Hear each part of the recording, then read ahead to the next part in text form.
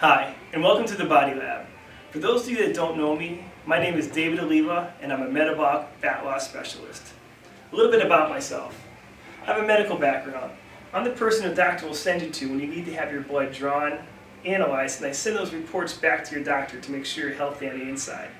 I'm also a personal trainer. I specialize in peak aerobic conditioning. In addition, I'm a certified nutrition and wellness consultant.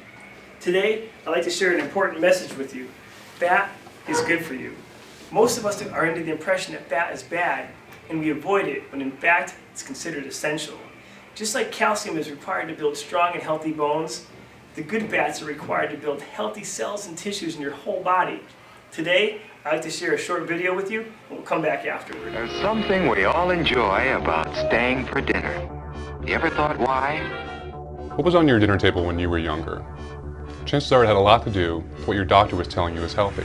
Building a strong, healthy body is like building a strong, beautiful building. If the foundation is weak, the whole building will be weak. It takes 5 fingers to point the way to healthful eating habits. Well, here we go.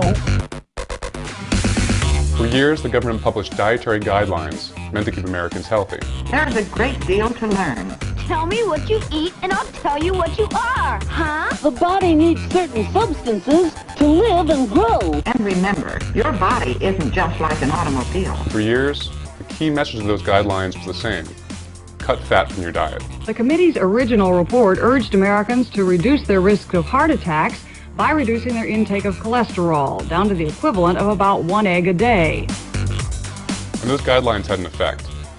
From 1977 to 2012, per capita consumption of eggs fell by 9%, beef by 37%, whole milk by 72%. Calories from saturated fat fell, while calories from supposedly safe carbohydrates increased. As one expert put it was a vast nutritional experiment. But with nearly 1 million Americans a year dropping dead from heart disease in the mid-80s, we had to try something. Nearly 4 decades later, the results are in. The experiment was a failure. Americans are sicker than they've ever been before. The prevalence of diabetes has gone up 157% from 1980 to 2011. Nearly 1 in 10 Americans now has the disease, costing the public health system $245 billion a year. Heart disease is still the #1 killer in the country, and Americans are as obese as ever. So what went wrong? Good old granola. Great for taste, but loaded with fat. It doesn't take much of an imaginative leap to assume that fat would make us fat, that it would clog our arteries and raise the risk of heart disease. But it turns out that saturated fat is a lot more complicated than we think. Carbohydrates and fats are nutrients. Like, man, you need nutrients to live and grow. Researchers have long since discovered the kind of fats found in olives and in fish like salmon are actually heart protective. And now it turns out that the fats found in meat and dairy aren't as bad as we feared before.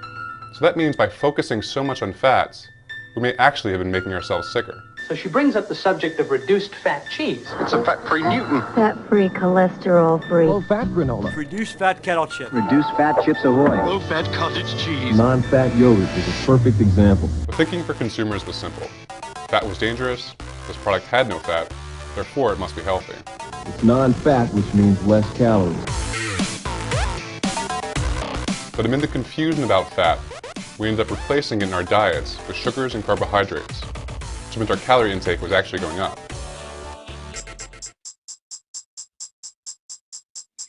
When carbs from things like corn and white bread are ingested into your body, they're converted into sugars.